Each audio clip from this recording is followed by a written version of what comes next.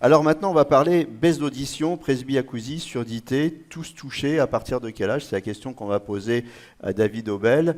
David Aubel qui nous rejoint sur scène, que vous pouvez aussi retrouver dans la salle juste derrière, si vous voulez faire tester votre vue et votre audition, puis que vous pouvez retrouver depuis combien? 20 ans, 30 ans à Anguin, rue de Morat, c'est ça? Oh, à peu près, oui, 25 ans. À peu près. Ça commence Bon, à faire. alors David, baisse d'audition, presbyacousie, surdité, tous touchés?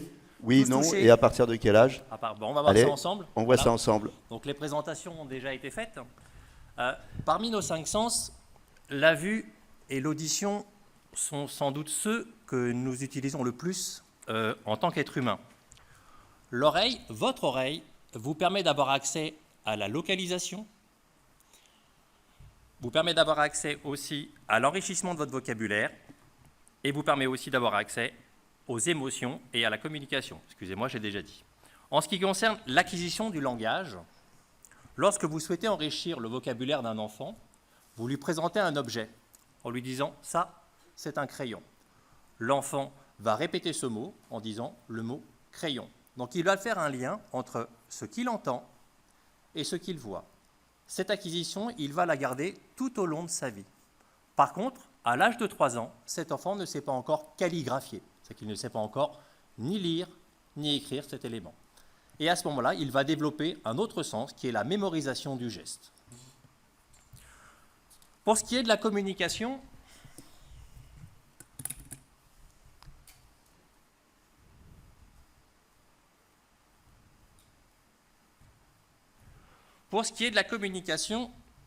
si vous coupez le son de la télévision, il est évident que cette perception que vous allez avoir va être énormément appauvrie par rapport à ce que vous entendez. Et pour ce qui est des émotions, je vous donnerai un exemple sur les émotions. Lorsque ma fille m'a dit « Papa, je t'aime » du fond du cœur, quand elle avait 3 ans, mes émotions étaient à leur maximum. Il faut savoir que votre oreille ne dort jamais. C'est elle qui vous réveille au saut du lit et c'est elle aussi qui vous permet de localiser les sons lorsque vous êtes dans un espace. Cette oreille qui ne dort jamais, elle subit des traumatismes en permanence. On l'a vu avec les différents intervenants tout à l'heure. Elle est exposée à un bruit permanent. Au-delà 80 à 90 décibels de perception, votre oreille commence à être en danger. Et après, il y a la durée du message. C'est-à-dire que si vous vous retrouvez devant un marteau-piqueur pendant plus d'un quart d'heure ou 20 minutes sans protection contre le bruit, vous avez un dégât irrémédiable de votre audition. Alors, quels sont les signes que vous pouvez éventuellement entreapercevoir lorsque vous avez un début de baisse d'audition? Ça commence souvent par l'augmentation du son de la télévision. Ça, c'est un premier point. Éventuellement, lorsque vous faites vos courses sur le marché d'Anguin, le commerçant vous répond « Non, non, 20 ». Un petit peu compliqué, je n'ai pas saisi le prix de mon produit. Alors, vous avez plusieurs options qui s'offrent à vous. C'est ce que me présentent mes patients en me disant, quand je suis sur le marché, je donne un billet de 20 € et après, je compte ma monnaie. La deuxième option, vous donnez votre carte bleue. En donnant la carte bleue, vous vous répondez « Donnez-moi le ticket ». Et là, à ce moment-là, vous avez le prix du produit. La troisième option, vous hochez de la tête en disant « et vous partez ». Ça peut être déjà un second signe. L'autre élément, on vous répond souvent « Ah, vous savez, les jeunes générations, elles parlent vite en ce moment ». C'est vrai, les jeunes générations parlent beaucoup plus vite qu'avant. Sauf qu'on a oublié une chose, quand on vieillit, notre organe de perception se ralentit. Donc en fait, ce qui se passe, c'est que oui, les jeunes générations parlent vite, mais vous ralentissez. C'est ça qui est difficile. Et en fait, on ne s'en rend pas toujours compte. Enfin, bien sûr, en milieu bruyant, ça paraît évident, c'est de l'acoustique, c'est que dès que vous êtes dans un environnement bruyant, vous perdez les capacités d'analyser rapidement la parole. Pourquoi? Parce que votre système auditif et surtout votre système neurologique se ralentit aussi. Après, il y a une raison acoustique, c'est-à-dire une raison physique.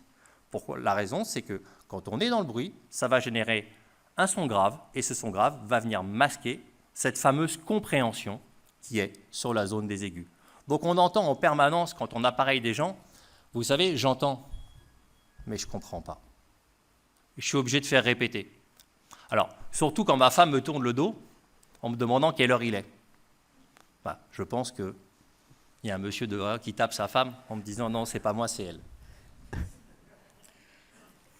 Alors, votre oreille, notre oreille, a une capacité de dissociation énorme. Tout à l'heure, on l'a vu avec Beethoven, cette oreille permet de dissocier deux intensités différentes.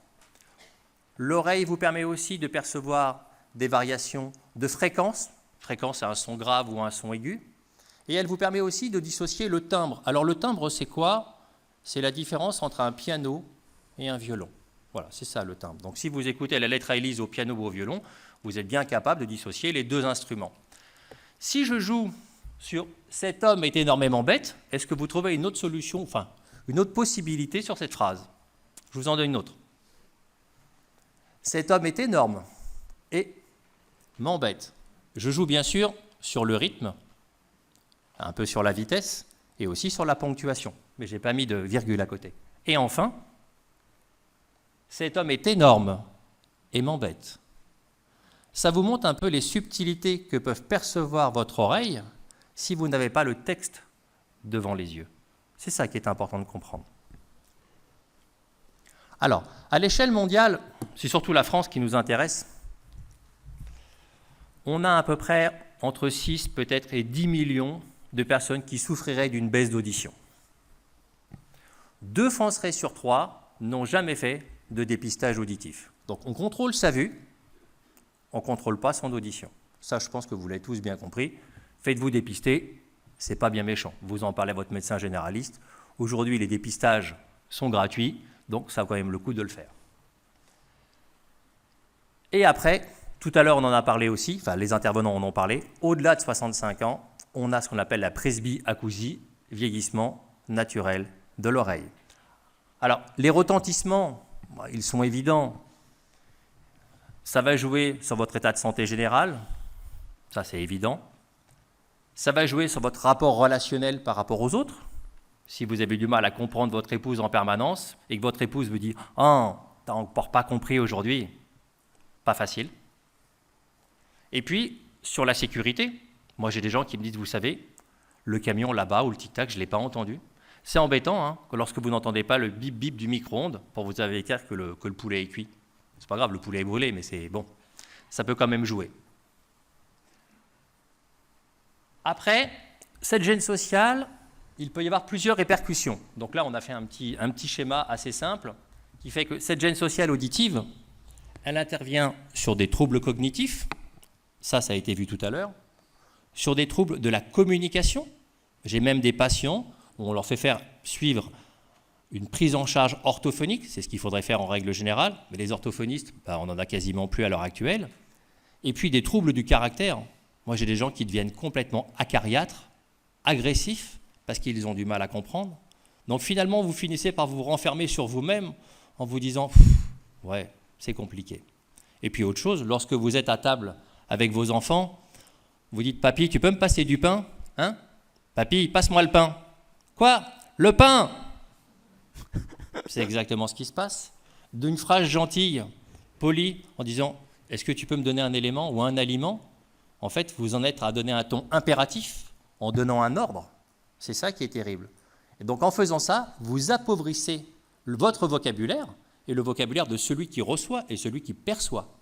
Donc en fait, finalement, votre grand-père, il a entendu le mot pain avec le ton impératif. Et comme vous lui criez dessus, il vous répond « Crie pas, je suis pas sourd ». C'est un peu ce qui se passe. Enfin, on l'a tous plus ou moins vécu avec nos parents ou nos grands-parents. Alors, ça, c'est des statistiques. 25% des gens qui souffrent d'une baisse d'audition se font appareiller. 71 ans, ça c'est intéressant. C'est de voir à partir de quel âge on démarre un appareillage. Je pense qu'on démarre l'appareillage un petit peu tard quand on le démarre à 71 ans. Après, on n'est pas tous égaux devant le vieillissement. Attention. Vous avez des gens qui ont des surdités précoces en fonction de l'environnement, il y a plein de facteurs qui rentrent en ligne de compte. Alors, le frein à l'appareillage. Le frein à l'appareillage, jusqu'avant la fameuse loi Macron, c'était le prix. Aujourd'hui, le prix n'est plus un facteur limitant pour pouvoir se faire appareiller. C'est-à-dire qu'en fait, on a une prise en charge intégrale par notre sécurité sociale et par notre mutuelle pour pouvoir se faire appareiller. Je ne vais pas rentrer dans le détail de ces produits-là, mais sachez-le. Après, Pourquoi on refuse de se faire appareiller? Ah, le stigmate du vieillissement, ça je suis d'accord. Moi on me dit souvent, vous savez, j'ai pas envie de me faire appareiller, ça fait vieux. Ça marche pas. Ma voisine me l'a dit. Parfait. Ça siffle. Et est-ce que je vais retrouver mes oreilles? Non. Vous ne retrouverez pas vos oreilles en étant appareillé, c'est pas vrai. Ça va vous aider, ça s'appelle une aide auditive, ça sera mieux qu'avec, il va falloir vous y habituer, vous faire suivre, avoir une prise en charge, mais on ne va pas corriger votre baisse d'audition. C'est pas vrai. 5 minutes. Time. C'était pour vérifier ton acuité auditive. Savoir si tu entendais la sonnette. J'adore Jiminy, il est à côté de moi. Et l'amélioration, en fait l'amélioration, c'est bien sûr sur votre confort de vie. Quoi de plus beau que de pouvoir échanger avec vos amis, que de pouvoir participer à des conférences, de pouvoir comprendre ce qui s'est dit. Bien sûr, ça améliore votre qualité de vie au quotidien, votre bien-être. Je pense que c'est ça qui compte quand on vieillit. C'est vieillir convenablement. Au niveau de la vue, il faut avoir un suivi. Au niveau de son audition, ça c'est évident. Voilà, je vous remercie de votre attention. Et puis, je pense avoir présenté ce que je pensais. Moi, je dirais une chose. Cet homme n'est pas énorme et il ne nous a pas embêtés.